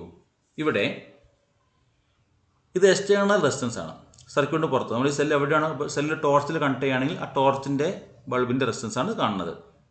അല്ലെങ്കിൽ നമ്മൾ വേറെ ഒരു ഡിവൈസ് കണക്ട് ചെയ്യുകയാണെങ്കിൽ ആ സർക്യൂട്ടിലെ റെസിസ്റ്റൻസ് ആണ്. അപ്പോൾ ഇത് R എന്ന് പറയുന്നത് എക്സ്റ്റേണൽ റെസിസ്റ്റൻസ് ആണ്. ഇതാണ് സെല്ല്. ഈ റെക്ടാങ്കിൾ ബോക്സിനുള്ളിൽ കാണുന്ന ഈ യൂണിറ്റാണ് സെല്ല്. അപ്പോൾ ഈ സെല്ല് വേറെ സർക്യൂട്ടിൽ കണക്ട് ചെയ്തിട്ടുണ്ട്. സെല്ലിന് പുറത്തുള്ളതാണ് ഇത് R. അപ്പോൾ അതുകൊണ്ട് തന്നെ ഇത് എക്സ്റ്റേണൽ റെസിസ്റ്റൻസ് ആണ്. ദെൻ ഈ റെക്ടാങ്കുലർ ബ്ലോക്കിനുള്ളിൽ ഇത് സെല്ലായതുകൊണ്ട് തന്നെ അതിനുള്ളിൽ നോക്കി കഴിഞ്ഞാൽ ചെറിയ റെസിസ്റ്റൻസ് കാണാൻ പറ്റും. ഈ ചെറിയ റെസിസ്റ്റൻസ് ആണ്, ഇത് സെല്ലിനുള്ളിലാണ്.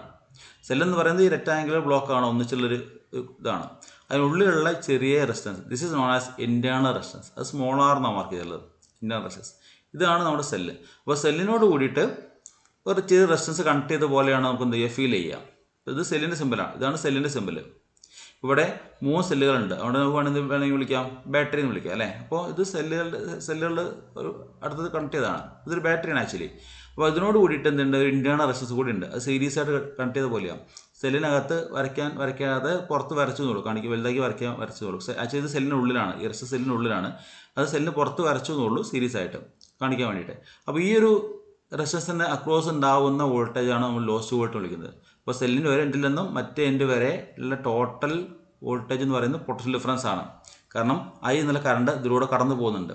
I എന്നുള്ള കറണ്ട് ഇതിലൂടെ കടന്നു പോകുന്നതുകൊണ്ട് തന്നെ സെല്ലിൻ്റെ പോസിറ്റീവ് പോയിന്റിനും നെഗറ്റീവ് പോയിന്റ് തമ്മിലുള്ള പൊട്ടൻഷ്യൽ ഡിഫറൻസ് വിളിക്കുന്ന പേര് വോൾട്ടേജ് ആണ്. That is known as terminal voltage V. ഇവിടെ സെല്ലിനുള്ളിൽ ഒരു ചെറിയ റെസിസ്റ്റൻസ് ഉണ്ട്. ആ റെസിസ്റ്റൻസിന് അക്രോസുള്ള വോൾട്ടേജ് അല്ലെങ്കിൽ പൊട്ടൻഷ്യൽ ഡിഫറൻസ് ആണ് എന്ന് വിളിക്കുന്നത്, ലോസ്റ്റ് വോൾട്ട് എന്ന് വിളിക്കുന്നത്. ഇതില്ലായിരുന്നെങ്കിൽ ഇതിലൂടെ കറണ്ട് കടന്നു പോയില്ലായിരുന്നെങ്കിൽ, കറണ്ട് കടന്നു പോയിട്ടില്ലെങ്കിൽ സെല്ലിൻ്റെ പോസിറ്റീവ് നെഗറ്റീവ് തമ്മിലുള്ള പൊട്ടൻഷ്യൽ ഡിഫറൻസ് വിളിക്കുന്ന പേരാണ് എന്ത്, EMF എന്ന് വിളിക്കുന്നത്. സോ സെല്ലിൻ്റെ പോസിറ്റീവ് നെഗറ്റീവ് തമ്മിലുള്ള പൊട്ടൻഷ്യൽ ഡിഫറൻസ് EMF ആണ്. എങ്ങനെയാണെങ്കിൽ സെല്ലിന് കറണ്ട് കടന്നു പോകുന്നില്ലെങ്കിൽ, സെല്ലിന് കറണ്ട് കടന്നു പോകുന്നുണ്ടെങ്കിൽ ഈ ഒരു ഇൻറ്റേർണൽ റെസിസ്റ്റൻസ് കൂടി കറണ്ട് കടന്നു പോകുന്നുണ്ടാവും. അപ്പോൾ ഇവിടെ ചെറിയൊരു വോൾട്ടേജ് വരും, that is known as lost volt. സ്വാഭാവികമായിട്ട് എന്തായിരിക്കും, അങ്ങനെയാണെങ്കിൽ നമുക്ക് വിളിക്കാൻ പറ്റുക സെല്ലിൻ്റെ പോസിറ്റീവ് നെഗറ്റീവ് തമ്മിലുള്ള പൊട്ടൻഷ്യൽ ഡിഫറൻസിനെ വിളിക്കാൻ പറ്റുക എന്താണ്, ടെർമിനൽ വോൾട്ടേജ് ആണ്. സോ ഈ പൊട്ടൻഷ്യൽ ഡിഫറൻസ് ആണ് ആക്ച്വലി എന്ത്, ടെർമിനൽ വോൾട്ടേജ്. ക്ലിയർ ആയിട്ടുണ്ടോ എന്ന് വിചാരിക്കുന്നു ഈ ഒരു ഏരിയ. നോ ആ ഒരു ഇക്വേഷനിൽ നിന്ന് നമ്മൾ നേരത്തെ കണ്ട ഇക്വേഷൻ നമുക്ക് പറയാൻ പറ്റും. EMF E = സർക്യൂട്ടിൽ ഉണ്ടായിരുന്നത് കറണ്ട് I ആയിരുന്നു.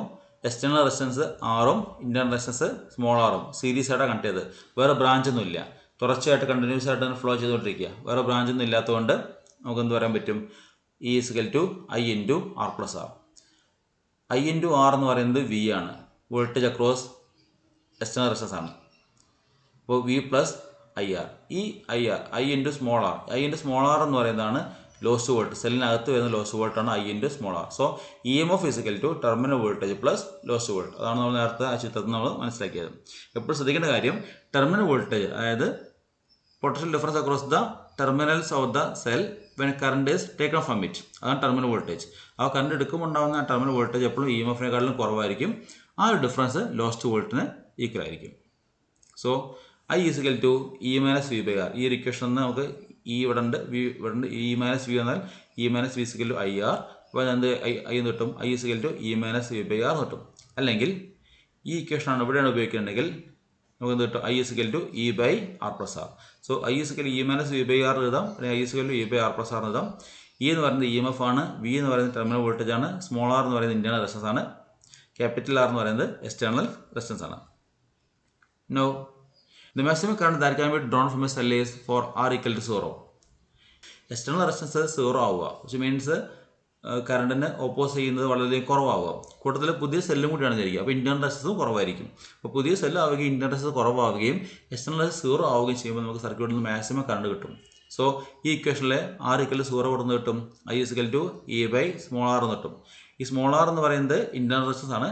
പുതിയ സെല്ലാണെങ്കിൽ ഇന്റേണൽ റെസിസ്റ്റൻസ് വളരെയധികം കുറവായിരിക്കും. So that is maximum current, I maximum. അപ്പോൾ സെല്ലിൽ നിന്ന് കിട്ടാൻ വളരെ ഹ്യൂജായ കറണ്ട് ആയിരിക്കും. However, in most cells, the maximum allowed current is much lower than this to prevent permanent damage of the cell. Permanent damage സെല്ലിൽ ഉണ്ടാവാതിരിക്കാൻ വേണ്ടിയിട്ട് മിക്കവാറും സർക്യൂട്ടുകളിലൊക്കെ ഇത് പ്രിവെൻറ്റ് ചെയ്യും. എങ്ങനെ പ്രിവെൻറ്റ് ചെയ്യുക, ഈ മാക്സിമം കറണ്ട് സർക്യൂട്ട് കടന്നു പോവാതിരിക്കാൻ വേണ്ടി എന്ത് ചെയ്യും, ഒരു എക്സ്റ്റേണൽ റെസിസ്റ്റൻസ് നിർബന്ധമായിട്ട് കൊടുക്കും. ഒരു സെല്ല് കണക്ട് ചെയ്യുമ്പോൾ ആ ഒരു ഡിവൈസിലേക്ക് കണക്ട് ചെയ്യുമ്പോൾ ആ ഡിവൈസിൻ്റെ എക്സ്റ്റേണൽ റെസിസ്റ്റൻസ് കുറവാണ് നമുക്ക് തോന്നുകയാണെങ്കിൽ, ആ ഡിവൈസിൻ്റെ റെസിസ്റ്റൻസ് കുറവാണ് നമുക്ക് തോന്നുകയാണെങ്കിൽ നമ്മൾ പലപ്പോഴും ഒരു എക്സ്റ്റേണൽ റെസിസ്റ്റൻസ് കൂടി അതിലേക്ക് കണക്ട് ചെയ്യും. ഇതിന് വേണ്ടിയിട്ടാണ് ഹ്യൂജ് എമൗണ്ട് ഓഫ് കറണ്ട് ആ സർക്യൂട്ടിലൂടെ കടന്നു പോകാതിരിക്കാൻ വേണ്ടിയിട്ട്. Then difference between E M F and potential difference.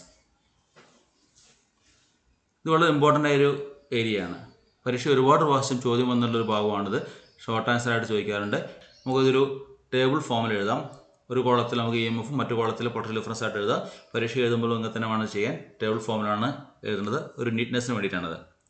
ആദ്യത്തെ കോളത്തിൽ നമുക്ക് electromotive force which means E M F. രണ്ടാമത്തെ കോളത്തിൽ നമുക്ക് പൊട്ടൻഷ്യൽ ഡിഫറൻസ് അല്ലെങ്കിൽ ടെർമിനൽ വോൾട്ടേജ്. ഈ രണ്ട് തമ്മിലുള്ള ഒരു കമ്പാരിസൺ ആണ് നോക്കുന്നത്. ആദ്യത്തെ പോയിന്റ് നോക്കി, ഒന്നാമത്തെ point, the E M F of a cell is the maximum potential difference between the two electrodes of a cell when the cell is in open circuit. Open സർക്യൂട്ടിനോട് ഉദ്ദേശിക്കുന്നത് സെല്ല് എവിടെയും കണക്ട് ചെയ്യാതിരിക്കുക. സെല്ല് സർക്യൂട്ടിൽ connect ചെയ്യാതിരിക്കുന്ന സമയത്തുള്ള കാര്യമാണ് open circuit എന്ന് പറയുന്നത്. സെല്ലിൽ നിന്ന് കറണ്ട് എടുക്കുന്നില്ല എന്ന് പറയുന്ന അവസ്ഥയാണ് ഓപ്പൺ സർക്യൂട്ട്. വിച്ച് മീൻസ് ഒരു സ്വിച്ച് ഉണ്ടായിരിക്കും, നമ്മൾ സർക്യൂട്ട് കണക്ട് ചെയ്തിട്ടുണ്ട്, സർക്യൂട്ടിൽ സ്വിച്ച് ഉണ്ട്. ഇപ്പോൾ ടോർച്ചിനെ ടോർച്ചിൽ സെല്ല് ഇട്ടുണ്ട്. ടോർച്ചിന് സ്വിച്ച് ഓൺ ചെയ്യുമ്പോൾ മാത്രമേ ബൾബ് കത്തുള്ളൂ. സ്വിച്ച് ഓൺ ചെയ്തില്ലെങ്കിൽ ബൾബ് കത്തില്ല. അപ്പോൾ സ്വിച്ച് ഓഫ് ആയിട്ടിരിക്കുന്ന അവസ്ഥ that is known as open circuit. ഒരു സർക്യൂട്ടിലൂടെ കറണ്ട് കടന്നു പോകുമ്പോഴാണ് സ്വിച്ച് ഓൺ ചെയ്യുമ്പോൾ. സ്വിച്ച് ഓൺ ചെയ്യുകയാണെങ്കിൽ അത് ക്ലോസ് സർക്യൂട്ടായി, സ്വിച്ച് ഓഫ് ആണെങ്കിൽ ഓപ്പൺ സർക്യൂട്ടായി. സർക്യൂട്ടിൽ നിന്ന് കറണ്ട് എടുത്തിട്ടില്ലെങ്കിൽ അത് ഓപ്പൺ സർക്യൂട്ടാണ്, സർക്യൂട്ടിൽ നിന്ന് കറണ്ട് എടുക്കുകയാണെങ്കിൽ അത് ക്ലോസ് സർക്യൂട്ടാണ്. So the E M F of a cell is the maximum potential difference between the two electrodes of a cell when the cell is in open circuit. Which means സെല്ലിന് അക്രോസുള്ള potential difference ആണ് E M F എപ്പോൾ current എടുക്കുന്നില്ലെങ്കിൽ. നമ്മൾ ആദ്യം പറഞ്ഞ പോയിന്റാണ്. അതിനാണ് എന്താണ് potential difference. The potential difference between the two points is the difference of potentials between the two points in a close circuit. Close circuit ആകുമ്പോൾ, അതായത് സർക്യൂട്ടിൽ കറണ്ട് എടുക്കുമ്പോൾ, സർക്യൂട്ടിൽ നിന്ന് കറണ്ട് എടുക്കുകയാണെങ്കിൽ രണ്ട് പോയിന്റുകൾക്കിടയ്ക്കുള്ള പൊട്ടൻഷ്യൽ ഡിഫറൻസിനെ വിളിക്കുന്ന പേരാണെന്ന് പൊട്ടൻഷ്യൽ ഡിഫറൻസ്. സെല്ലിന് അക്രോസ് ആകുമ്പോൾ എന്തായത് ടെർമിനൽ വോൾട്ടേജ് ആയി. സെല്ലിൻ്റെ പോസിറ്റീവ് നെഗറ്റീവ് തമ്മിലാണ് മെഷർ ചെയ്യുന്നുണ്ടെങ്കിൽ that is known as terminal voltage എന്ന് പറഞ്ഞില്ലേ. അപ്പോൾ സർക്യൂട്ടിൽ ഏതെങ്കിലും രണ്ട് പോയിന്റ് എടുക്കുകയാണെങ്കിൽ ആ രണ്ട് പോയിന്റുകൾ തമ്മിലുള്ള പൊട്ടൻഷ്യലിലെ ഡിഫറൻസ് വിളിക്കുന്ന പേരാണ് that is known as potential difference. ഈ രണ്ടാമത്തെ പോയിന്റ് നോക്കാം. Electromotive force is independent of the resistance of the circuit and depends on the nature of electrodes and nature of electrolyte. Electromotive force എന്തിനും depend ചെയ്യുന്നില്ല, external റെസിസ്റ്റൻസിന് depend ചെയ്യുന്നില്ല. കാരണം നമുക്കറിയാം cell connect ചെയ്തിട്ടുണ്ടെങ്കിൽ, സർക്യൂട്ടിൽ കണക്ട് ചെയ്തിട്ടുണ്ടെങ്കിൽ മാത്രമേ ഉള്ളൂ കറണ്ട് കടന്നു പോവുകയുള്ളൂ. കറണ്ട് കടന്നു പോകുമ്പോൾ മാത്രമേ ഉള്ളൂ എക്സ്റ്റേണൽ റെസിസ്റ്റൻസിനെ കുറിച്ച് നമുക്ക് ചിന്തിക്കേണ്ടതായിട്ടുള്ളൂ. സെല്ല് സർക്യൂട്ടിൽ കണക്ട് ചെയ്യുന്നില്ല, സെല്ല് ഓൺ ചെയ്തിട്ടില്ല, സ്വിച്ച് ഓൺ ചെയ്തിട്ടില്ലെങ്കിൽ എക്സ്റ്റേണൽ റെസിസ്റ്റൻസ് ഏതായാലും എന്താണ്.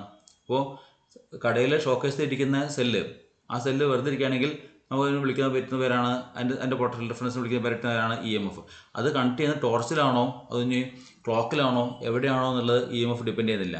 പക്ഷേ ടോർച്ചിൽ കണക്ട് ചെയ്യുമ്പോൾ അല്ലെങ്കിൽ ക്ലോക്കിൽ കണക്ട് ഇട്ട് കഴിഞ്ഞാൽ അത് സെല്ലിലുണ്ടാവുന്ന voltage that is known as potential difference.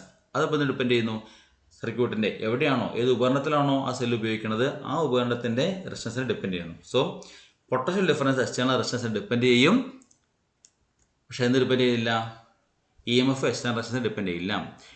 E M F is independent of external resistance. പക്ഷേ Potential difference depends on the resistance between the 2 points and the current flow in circuit. Potential difference depend ചെയ്യുന്നു, external റെസിസ്റ്റൻസിനെ depend ചെയ്യുന്നു. മൂന്നാമത്തെ point, term E M F is used for the source of electric current. Electric current source തന്നെയാണ് പൊതുവെ E M F എന്ന് വിളിക്കാറുള്ളത്. നമ്മൾ പറഞ്ഞു electric current produce ചെയ്യുന്നത് ഒരു സെല്ലാണ്, ആ സെല്ലാണ് ഒരു സോഴ്സാണ്. അപ്പോൾ സാധാരണ രീതിയിൽ നമ്മൾ ആ സെല്ലിൻ്റെ ആ സോഴ്സിനെയാണ് നമ്മൾ വിളിക്കാറുള്ളത് ഇ എം എഫ് എന്ന് വിളിക്കാറുള്ളത്. The potential difference is measured between any 2 points of the electric circuit. So E M F is the cause. E M F ഒരു കാരണമാണ്. Potential difference is an effect. Potential difference അതിൻ്റെ എഫക്റ്റാണ്. അപ്പോൾ E M F ആണ് കാരണം, potential difference അതിൻ്റെ എഫക്റ്റാണ്. കാരണം E M F ഉണ്ടെങ്കിൽ മാത്രമേ സർക്യൂട്ടിലുള്ള കറണ്ട് ഉണ്ടാവുള്ളൂ, കറണ്ട് ഉണ്ടെങ്കിൽ മാത്രമേ ഉണ്ടാവുള്ളൂ പൊട്ടൻഷ്യൽ ഡിഫറൻസ് ഉണ്ടാവുള്ളൂ. സോ ഇ എം എഫ് ഉണ്ടെങ്കിൽ പൊട്ടൻഷ്യൽ ഡിഫറൻസ് ഉണ്ടായി. So E M F is A cause and potential difference is the effect. ഈ 4 പോയിന്റ് വളരെ ഇമ്പോർട്ടൻ്റ് ആയിട്ട് പോയിന്റ്സ് ആണ്. പരീക്ഷയ്ക്ക് പല പ്രാവശ്യം ഇത് ചോദിച്ചിട്ടുള്ളതാണ്. ഇനി നമുക്ക് അടുത്തൊരു സെക്ഷനിലേക്ക് കിടക്കാം. Combination of cells. 2 തരത്തിലുള്ള കോമ്പിനേഷനാണുള്ളത്. ഒന്ന് സീരീസ് കോമ്പിനേഷനും മറ്റേത് പാരലൽ കോമ്പിനേഷനും. നമുക്കറിയാം ഒരു സിംഗിൾ യൂണിറ്റിനാണ് നമ്മൾ സെൽ വിളിക്കുക. ഒന്നിൽ കൂടുതൽ യൂണിറ്റ് വരുമ്പോൾ ബാറ്ററിയായി. അപ്പോൾ ബാറ്ററി ഫോം ചെയ്യുമ്പോൾ അത് 2 രീതിയിൽ ഫോം ചെയ്യാം. ഒന്ന് സീരീസ് കോമ്പിനേഷനായിട്ട് ഫോം ചെയ്യാം, അടുത്ത് പാരലൽ കോമ്പിനേഷനായിട്ടും ഫോം ചെയ്യാം.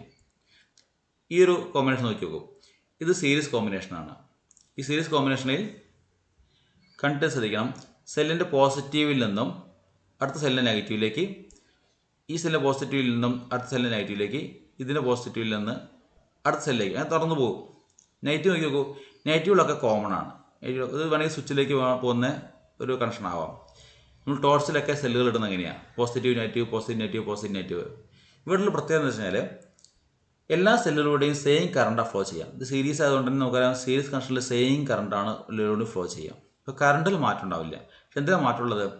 ഇവിടെ വോൾട്ടേജിലാണ് മാറ്റം. 1.5 വോൾട്ട് 3 വന്നുകൊണ്ട് ടോട്ടൽ വോൾട്ടേജ് 4.5 വോൾട്ടാണ്. പ്ലസ് മൈനസ് തമ്മിലുള്ള ഡിഫറൻസ് ഇവിടെ 4.5 വോൾട്ടാണ്. അപ്പോൾ നമുക്ക് വേണ്ടത് സെയിം കറണ്ടും പക്ഷെ വോൾട്ടേജ് കൂടുതലാണെന്നുണ്ടെങ്കിൽ നമുക്ക് എന്ത് വേണം? സീരീസ് കണക്ഷനാണ് കണക്ട് ചെയ്യേണ്ടത്. ഇനി മറ്റൊരു കണക്ഷനാണ് പാരലൽ കണക്ഷൻ. ഇവിടെ നോക്കി നോക്കും. ഈ പാരലൽ കണക്ഷനിൽ എല്ലാ പോസിറ്റീവ് ടെർമിനലുകളിലും കൂടി ഒറ്റ പോയിന്റിലേക്ക് കണക്ട് ചെയ്തിട്ടുള്ളത്. ഇത് എല്ലാതിൻ്റെയും പോസിറ്റീവ് ടെർമിനൽ സെയിം ആണ്, എല്ലാതിൻ്റെയും നെഗറ്റീവ് ടെർമിനൽ സെയിം ആണ്. ഇങ്ങനെ ആകുമ്പോൾ വെച്ചാൽ ഈ 2 പോയിന്റുകൾ തമ്മിലുള്ള പൊട്ടൻഷ്യൽ ഡിഫറൻസ് എപ്പോഴും സെയിം ആയിരിക്കും. ഒക്കെ 1.5 വോൾട്ടാണ്. 3 സെല്ലുകൾ ഉപയോഗിച്ചെങ്കിൽ കൂടി പൊട്ടൻഷ്യൽ ഡിഫറൻസ് 1.5 വോൾട്ടാണ്. പക്ഷെ ഇവിടെ ഗുണമുള്ളതെന്ന് വെച്ചാൽ കറണ്ട് കൂടും. ഈ സെല്ലിൽ നിന്നുള്ള കറണ്ട് ഇവിടേക്ക് കിട്ടുന്നു, അതിൻ്റെ കൂടെ ഈ സെല്ലിൽ നിന്നുള്ള കറണ്ട് കിട്ടുന്നു, അതിൻ്റെ കൂടെ ഈ സെല്ലിൽ നിന്നുള്ള കറണ്ട് കിട്ടുന്നു. സോ ടോട്ടൽ കറണ്ട് കൂടും. അപ്പോൾ കറണ്ട് കൂടുതൽ വേണം, വോൾട്ടേജ് പഴയ തന്നെ മതി ഉണ്ടെങ്കിൽ നമുക്ക് പാരലൽ കണക്ഷൻ ഉപയോഗിക്കാം. സീരീസ് കണക്ഷനിൽ സെയിം കറണ്ട് പക്ഷേ കൂടുതൽ വോൾട്ടേജ്. പാരലൽ കണക്ഷനിൽ സെയിം വോൾട്ടേജ് പക്ഷെ കൂടുതൽ കറണ്ട്. അതാണ് 2 രീതിയിലുള്ള അറേഞ്ച്മെൻറ്റ്, സീരീസ് കോമ്പിനേഷനും പാരലൽ കോമ്പിനേഷനും. ഇനി സെൽസ് ഇൻ സീരീസ് നോക്കി നോക്കൂ. സെല്ലുകൾ സീരീസ് ആയിട്ട് കണക്ട് ചെയ്യുന്ന ഒരു അറേഞ്ച്മെൻറ്റാണ്. നമുക്ക് മാത്തമാറ്റിക്കൽ ഇക്വേഷൻ ഡെറൈവ് ചെയ്യാൻ വേണ്ടിയിട്ടാണ്. ഫിഗറിൽ ഒരു സെല്ലിൻ്റെ കൂടെ ചെറിയ റെസിസ്റ്റൻസ് കൂടി മാർക്ക് ചെയ്തിട്ടുണ്ട്. ഈ റെസിസ്റ്റൻസ് അതിൻ്റെ ഇൻറ്റേർണൽ റെസിസ്റ്റൻസാണ്. അപ്പോൾ ഇവിടെ ഒരുപാട് സെല്ലുകളുണ്ട്. ഈ ഡോട്ടർ ലൈൻ സൂചിപ്പിക്കുന്നത് എക്സെട്ര ഒരുപാടെണ്ണം അതിനെ കണക്ട് ചെയ്തുകൊണ്ടാണ് നമ്പർ ഓഫ് സെൽസ് ഉണ്ടെന്ന് സൂചിപ്പിക്കാനാണ് ഡോട്ടർ ലൈൻ സൂചിപ്പിച്ചത്. അവിടെ സർക്യൂട്ട് ബ്രേക്ക് ചെയ്തതല്ല, ഇവിടെ ഒരുപാട് സെല്ലുകൾ കണക്ട് ചെയ്തിട്ടുണ്ടെന്ന് കാണിക്കാനാണ് ആ ഡോട്ടർ ലൈൻ ഉപയോഗിച്ചത്. അങ്ങനെയാണെന്നുണ്ടെങ്കിൽ ഓരോ സെല്ലിൻ്റെയും ഇ എം എഫ് ചെയ്യുക, എല്ലാ സെല്ലിൻ്റെയും ഇ എം എഫ് ചെയ്യുക, എല്ലാത്തിൻ്റെയും ഇൻറ്റേർണൽ റെസിസ്റ്റൻസ് R ആണ്. എക്സ്റ്റേണൽ റെസിസ്റ്റൻസ് ഉണ്ട്, ക്യാപിറ്റൽ R ആണ്. ഇവിടെ ഒരു സ്വിച്ച് കണക്ട് ചെയ്തിട്ടുണ്ട്. ഈ സ്വിച്ച് ഓപ്പൺ ആണെങ്കിൽ സർക്യൂട്ടിലെ കറണ്ട് കടന്നു പോകില്ല. സ്വിച്ച് ക്ലോസ് ചെയ്താൽ സർക്യൂട്ടിലൂടെ I ആംപിയറിലുള്ള കറണ്ട് കടന്നു പോകുന്നു. ഇതാണ് ഫിഗർ. നോ ഇവിടെ n നമ്പർ ഓഫ് സെല്ലുണ്ട് ആയിരിക്കും. Total number of cells is n number of cells ഉണ്ട്. അങ്ങനെയാണെങ്കിൽ ടോട്ടൽ ഇൻറ്റേർണൽ റെസിസ്റ്റൻസ് എത്രയാണ് വരിക? ഈ റെസിസ്റ്റൻസുകളൊക്കെ നോക്കിയോ, എല്ലാം സീരീസ് കണക്ഷനാണ്. ഇതിലൂടെ കറണ്ട് വേറെ എവിടേക്കും ബ്രാഞ്ച് ചെയ്ത് പോയിട്ടില്ല. അപ്പോൾ എല്ലാ റെസിസ്റ്റൻസുകളും സീരീസ് ആയിട്ട് കണക്ട് ചെയ്തിട്ടുള്ളത്. ഈ സെല്ലിൽ നിന്ന് കറണ്ട് സ്റ്റാർട്ട് ചെയ്യുന്നു, അത് ഈ റെസിസ്റ്റൻസിലേക്ക് വരുന്നു, ഇതിലൂടെ പോകുന്നു, സ്വിച്ചിലൂടെ കടന്നു പോകുന്നു, നേരെ ഇവിടെ വരുന്നു, തുടർച്ചയായിട്ട് വരുന്നു, സർക്യൂട്ട് കംപ്ലീറ്റ് ആകുന്നു. അപ്പോൾ കറണ്ട് വേറെ എവിടേക്കും ബ്രാഞ്ച് ചെയ്ത് പോകാത്തതുകൊണ്ട് എല്ലാ റെസിസ്റ്റൻസുകളും സീരീസ് കണക്ഷനാണ്. ഇത് മുകളിലും ഇത് താഴെ ആയതുകൊണ്ട് നമ്മൾ പാരലൽ ഒരിക്കലും വിചാരിക്കരുത്. കറണ്ട് പോകുന്ന പാത്ത് വേണം നമ്മൾ നോക്കാൻ. കറണ്ട് പോകുന്ന പാത്തിൽ കറണ്ട് എവിടേക്കും ബ്രാഞ്ച് ചെയ്ത് പോകാത്തതുകൊണ്ട് ഇതെല്ലാം സീരീസ് കണക്ഷനാണ്. സോ ഈ R എന്ന് പറയുന്ന ഇൻറ്റേർണൽ റെസിസ്റ്റൻസുകൾ n നമ്പർ ഉള്ളതുകൊണ്ട് തന്നെ, n നമ്പർ ഓഫ് സെൽസ് ഉള്ളതുകൊണ്ട് തന്നെ ടോട്ടൽ ഇൻറ്റേർണൽ റെസിസ്റ്റൻസ് എന്ന് വിളിക്കാം, NR എന്ന് വിളിക്കാം.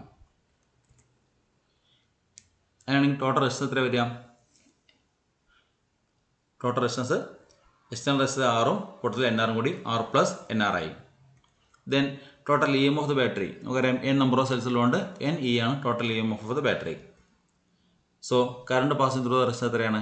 Current passing through resistance R equal to current I ആണ് കാണേണ്ടത്. I is equal to total E M F divided by total resistance. Total E M F എന്ന് പറയുന്നത് എൻ ഇ ആണ്. Total resistance എത്രയാണ്? ആർ പ്ലസ് എൻ ആർ ആണ്. So current circuit I is equal to N E by R plus N R. ഈ I എന്ന് പറയുന്ന current ഇതിലൂടെ കടന്നു പോകുന്ന കറണ്ട് ഐ എത്രയാണ്? N E by R plus N R ആണ്. Now if R very much greater than N R, external resistance വളരെ കൂടുതലായിരിക്കും. എക്സ്റ്റേണൽ റെസിസ്റ്റൻസ് വളരെ കൂടുതലാണ്. സെല്ലുകൾ പുതുതാണ്. സെല്ലുകൾ പുതുതായതുകൊണ്ട് തന്നെ ഇന്റേണൽ റെസിസ്റ്റൻസ് വളരെ കുറവാണ്. എക്സ്റ്റേണൽ റെസിസ്റ്റൻസ് കൂടുതലാണെന്നുണ്ടെങ്കിൽ നമുക്ക് വേണമെങ്കിൽ വിളിക്കാം ഈ ഒരു ടേമിന് അപ്രോക്സിമേറ്റ്ലി 0 ആക്കി എടുക്കാം. എൻ ആർ എന്ന് പറയുന്ന ടേം അപ്രോക്സിമേറ്റ്ലി 0 എടുക്കാം. So I is equal to N into E by R മാത്രമായി. N into E by R. So N R പോയപ്പോൾ I is equal to N into E by R ആണ്. ഇപ്പോൾ സെല്ലുകൾ പുതുതാണെങ്കിൽ current equation I is equal N into E by R ആണ്. N E by R ആണ്. ഇനി സെല്ലുകൾ പഴയതായിട്ടുണ്ട്. സെല്ലുകൾ ഉപയോഗിച്ച് സെല്ലുകൾ പഴയതായിട്ടുണ്ട്. അപ്പോൾ ഇന്റേണൽ റെസിസ്റ്റൻസ് സ്വാഭാവികമാണ് കൂടിയുണ്ടാവും. ഇന്റേണൽ റെസിസ്റ്റൻസ് കൂടുതലായതുകൊണ്ട് തന്നെ എൻ നമ്പർ ഓഫ് സെൽസ് ഉള്ളതുകൊണ്ട് അത്രയും റെസിസ്റ്റൻസ് വന്നിട്ടുണ്ടാവും. അപ്പോൾ എൻ ആർ എന്നുള്ളത് എക്സ്റ്റേണൽ റെസിസ്റ്റൻസിനെക്കാളും കൂടുതലായിരിക്കും. എൻ ആർ ഒരുമിച്ച് greater than external resistance. Then I is equal കിട്ടും. ഐ ഇസ് ഈക്വൽ ടു ഈ ക്യാപിറ്റൽ ഒഴിവാക്കാം. ക്യാപിറ്റൽ ഒഴിവാക്കി കഴിഞ്ഞാൽ N E by N R. N E by N R എന്ന് പറയുമ്പോൾ ഇ ബൈ ആർ ആയി. I is equal to E by R ആയി, which is the same current due to single cell. അപ്പോൾ ഇത്രയും സെല്ലുകൾ കണക്ട് ചെയ്യുമ്പോൾ നമുക്ക് വോൾട്ടേജിലാണ് കൂടുതൽ ഉണ്ടാവുക എന്ന് പറഞ്ഞു. സെല്ല് സീരീസ് കണക്ട് ചെയ്യുമ്പോൾ വോൾട്ടേജാണ് കൂടുക. കറണ്ട് തന്നെയാണ്, സെയിം ആണ്. സോ ഇത് തന്നെയാണ് ഒരു സെല്ലിൽ നിന്നുള്ള കറണ്ടാണ്. I is equal to E by R എന്ന് പറയുന്നത് ഒരു സിംഗിൾ സെല്ലിൽ നിന്നുള്ള കറണ്ടാണ്. അപ്പോൾ സെല്ലുകൾ ഒരുപാട് പഴയതായി കഴിഞ്ഞാൽ ഇന്റേണൽ റെസിസ്റ്റൻസ് കൂടുകയും എക്സ്റ്റേണൽ റെസിസ്റ്റൻസിനേക്കാളും ഇന്റേണൽ റെസിസ്റ്റൻസ് കൂടുന്ന സാഹചര്യത്തിൽ അങ്ങനെ സെല്ലിൽ നിന്നുള്ള കറണ്ട് കുറയുകയും സെല്ലിൽ നിന്നുള്ള കറണ്ട് അവസാനത്തിൽ ഇല്ലാതിരിക്കുന്ന സാഹചര്യം ഉണ്ടാവുകയും ചെയ്യും. അപ്പോഴാണ് നമ്മൾ സെല്ല് എന്ത് ചെയ്യണത്? റീപ്ലേസ് ചെയ്യുന്നത്. നോ സെല്ലിൻ്റെ പാരലൽ കണക്ഷൻ നോക്കി നോക്കാം. നമുക്ക് പാരലൽ കണക്ഷന് മാത്തമാറ്റിക്കൽ ഇക്വേഷൻ കിട്ടാൻ വേണ്ടിയിട്ട് ഈ ഒരു ചിത്രം സഹായിക്കും. ഇവിടെ നമ്മൾ ഒരുപാട് സെല്ലുകൾ പാരലൽ കണക്ട് ചെയ്യുന്നുണ്ട്. ഈ ഡോട്ട് ലൈൻ സൂചിപ്പിക്കുന്നത് ഒരുപാട് ബ്രാഞ്ചുകൾ ഉണ്ട് എന്നാണ്. അപ്പോൾ ഒരുപാട് ബ്രാഞ്ചസ് ഉണ്ട് ഇവിടെ. സെല്ലിൽ നിന്ന് ഈ സെല്ലിൽ നിന്ന് വരുന്ന കറണ്ട് ഇവിടെ നിന്ന് വരുന്നു, ബ്രാഞ്ച് ചെയ്ത് പോകുന്നു. ഈ സെല്ലിൽ നിന്ന് വരുന്ന കറണ്ടും ഇവിടേക്ക് ബ്രാഞ്ച് ചെയ്ത് പോകുന്നു, ഇന്ന് ബ്രാഞ്ച് ചെയ്ത് പോകുന്നു. അപ്പോൾ ഇതൊക്കെ ബ്രാഞ്ചസ് ആണ്. സോ ഇത് പാരലൽ കണക്ഷനിൽ സെല്ലുകൾ ഇങ്ങനെ കണക്ട് ചെയ്തിട്ടുള്ളത് കറണ്ടിന് വ്യത്യസ്തമായ ബ്രാഞ്ചുകളിൽ കടന്നു പോകാൻ സഹായിക്കുന്ന രീതിയിലാണ്. ഈ സെല്ലുകളൊക്കെ ഒരേപോലത്തെ ആയതുകൊണ്ട് തന്നെ എല്ലാവരും ഇന്റേണൽ റെസിസ്റ്റൻസ് ആറാണ്. അതിനൊരു എം നമ്പർ ഓഫ് സെൽസ്, നേരത്തെ എൻ എടുത്തു, കൺഫ്യൂഷൻ ആവേണ്ടെന്ന് വെച്ചിട്ട് വേറെ വാല്യൂ എടുക്കുന്നത് എം നമ്പർ ഓഫ് സെൽസ് എന്തായിരിക്കും? Total number of cells M ആണെന്ന് വിചാരിക്കും. ടോട്ടൽ റെസിസ്റ്റൻസ് ഓഫ് സെൽ എന്താ കിട്ടുക? R by M. R by M കിട്ടിയത് എങ്ങനെയാണ്? നമുക്കറിയാം റെസിസ്റ്റൻസുകളെ പാരലൽ കണക്ട് ചെയ്യുമ്പോൾ എല്ലാം ഒരേ വാല്യൂ ആണെങ്കിൽ ഒരു value divider by number of resistance ചെയ്താൽ മതി അല്ലേ? പാരലൽ കണക്ഷനിൽ പഠിച്ചതാണ്. അപ്പോൾ ഇവിടെ ഇന്റേണൽ റെസിസ്റ്റൻസ് ആർ ആയതുകൊണ്ട് തന്നെ, സ്മോൾ ആർ ആയതുകൊണ്ട് തന്നെ എം നമ്പർ ഓഫ് സെൽസ് ഉള്ളതുകൊണ്ട്, ഇപ്പോൾ എം നമ്പർ ഓഫ് റെസിസ്റ്റൻസ് ഉള്ളതുകൊണ്ട് ആർ ബൈ എം ആണ് ഇതിൻ്റെ എഫക്റ്റീവ് റെസിസ്റ്റൻസ്. ഈ ആർ എന്ന് പറയുന്ന റെസിസ്റ്റൻസുകളെ എം നമ്പർ പാരലൽ കണക്ട് ചെയ്തപ്പോൾ അതിൻ്റെ എഫക്റ്റീവ് റെസിസ്റ്റൻസ് എന്ന് പറയുന്നത് ആർ ബൈ എം ആണ്. നമ്മൾ പാരലൽ കോമ്പിനേഷൻ ഓഫ് റെസിസ്റ്റൻസിൽ പഠിച്ചതാണത്. ആർ ബൈ എം ആണ്. ദെൻ ടോട്ടൽ റെസിസ്റ്റൻസ് വരിക. ടോട്ടൽ റെസിസ്റ്റൻസ് ഇത്രയൊരു യൂണിറ്റിൻ്റെ സെല്ലുകളുടെ മൊത്തം ഇന്റേണൽ റെസിസ്റ്റൻസ് ആണ് എന്ത് പറയുന്നത്? ആർ ബൈ എം എന്ന് പറയുന്നത്. ആ ആർ ബൈ എമ്മിനെ ഒറ്റ റെസിസ്റ്റൻസ് റീപ്ലേസ് ചെയ്യുകയാണെങ്കിൽ, ഇവിടെ ഇതിന് മൊത്തം എഫക്റ്റീവ് റെസിസ്റ്റൻസ് ഒറ്റൊന്ന് എടുത്തിട്ട് അത് ഇവിടെ റീപ്ലേസ് ചെയ്യുകയാണെങ്കിൽ അത് ആർ ബൈ എം എന്നുള്ള വാല്യൂ ആണ്. ആ ആർ ബൈ എം എന്നുള്ള വാല്യൂ ഇതിന് സീരീസ് ആണ്. അപ്പോൾ ഈ മൊത്തം യൂണിറ്റിൻ്റെ effective resistance R by M ആണ്. അത് കണക്ട് ചെയ്തിട്ടുള്ളത് ഇതിലേക്കാണ്. അത് ഇതിന് ആറായിട്ട്, ക്യാപിറ്റൽ ആറായിട്ട് സീരീസ് ആണ്. സോ ടോട്ടൽ റെസിസ്റ്റൻസ് വരും R plus R by M. Total resistance circuit equal to R plus R by M കിട്ടി. Then effect E M F cell എത്രയാണ്? സെല്ലുകൾ മുഴുവൻ പാരലൽ കണക്ട് ചെയ്തുകൊണ്ട് നമുക്ക് ഇ എം എഫ് അറിയാം. ഒറ്റ സെല്ലിൻ്റെ ഇ എം എഫ് തന്നെയാണ്. എത്രയാണ്? അത് ഇ തന്നെയാണ്. സോ കറണ്ട് എന്ന സർക്യൂട്ട് എത്ര കിട്ടും? I equal to total E M F divided by total resistance. Total E M F എന്ന് പറയുന്നത് ഇ ആണ്. ഡിവൈഡഡ് ബൈ ടോട്ടൽ റെസിസ്റ്റൻസ് എത്രയാണ്? R plus R by M. Cross multiply ചെയ്യുകയാണെങ്കിൽ M R plus R, M മുകളിൽ പോയി. അപ്പോൾ M E divided by M R plus R എന്ന് എടുക്കാൻ വേണമെങ്കിൽ. ഇനി ഈ എക്സ്റ്റേണൽ റെസിസ്റ്റൻസ് വളരെ കുറവാണെന്ന് വിചാരിക്കും. ആർ ബൈ എമ്മിനേക്കാൾ കമ്പയർ ചെയ്യുമ്പോൾ എക്സ്റ്റേണൽ റെസിസ്റ്റൻസ് വളരെ കുറവാണെന്നുണ്ടെങ്കിൽ നമുക്ക് ആറ് നെഗ്ലക്റ്റ് ചെയ്യാം. ആറ് നെഗ്ലക്റ്റ് ചെയ്യുകയാണെങ്കിൽ, ആർ എന്നുള്ള ടൈം നെഗ്ലക്റ്റ് ചെയ്യാൻ നമുക്ക് കിട്ടുക E divided by R by M. M മുകളിൽ പോകുന്നു. അപ്പോൾ എം ഇ ബൈ ആർ എന്ന് കിട്ടി.